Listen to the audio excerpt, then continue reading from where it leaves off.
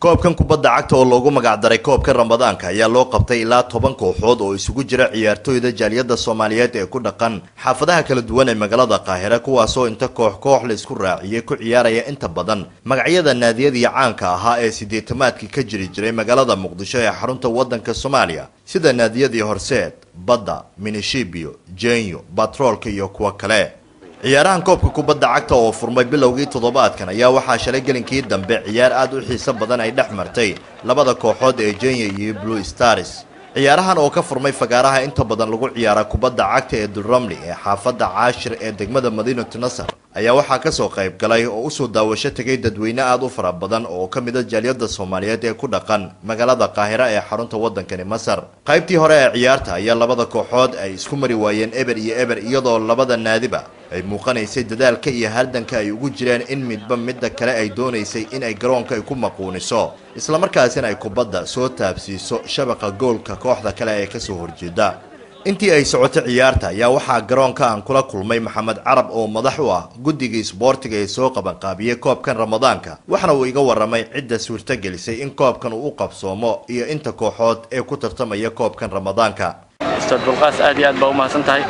koobkan waxaa ka soo qayb galay ku dhawaad 10 kooxood oo dhalinyaro Soomaaliyeed oo ah jaaliyada degan magaalada Qaahira.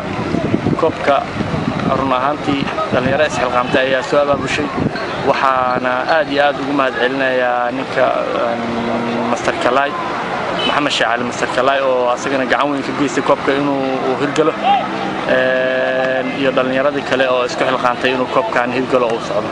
sidoo kale Maxamed Carab waxa uu ka waramayaa groupka ay ka tirsan yihiin labada kooxood ee wada ciyaarayay. waxaa ciyaaraya group ugu magac darnay group B ee ciyaarta soo dhacday. groupkan waxaa kooxaha ku hartamaya kamid ah kooxda Jenyo, Minishibio, Blue Stars oo ka socota maamul goboleedka Puntland iyo koox ka socota wadanka Djibouti. ugu dambeyntii Maxamed Carab oo ah madaxa guddiga isboortiga ee soo qaban qaabiyay koobkan Ramadaanka ayaa soo sheegtay koobku wuxuu soconayaa inta bisha barakeysan ee Ramadaan lagu guda jiro dhamaanteed. waxaan rajaynaynaa insha Allah inuu soo gabagabo maalinta Ciidda oo aan qabanno finaalkiisa. waxaan u qaybinay 2 group oo 5 kooxood ah. marka group walba goonihiisa u tartamaya groupkiiba waxaa ka soo baxaya kooxda ugu dhibaha sareysa markaas oo ay noqon doonto maalinta Ciidda inaan qabanno ciyaarta finaalka. si kastaba ha ahaatee ciyaartan dhex martay labada kooxood ee Jenyo iyo Blue Stars kana wada tirsan groupka B ayaa waxa ay ciyaartooda ay ku soo gabagabowday eber iyo eber.